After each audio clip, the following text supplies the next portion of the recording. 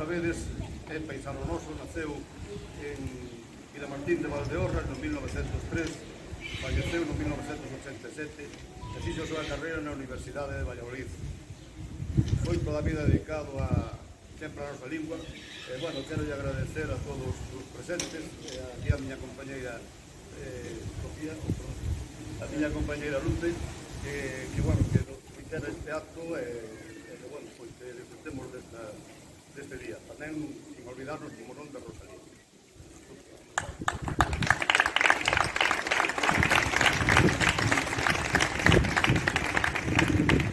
Pois moi bo día e moitas grazas pola vosa asistencia a este acto de homenaxe á lingua galega no Día das Letras Galegas.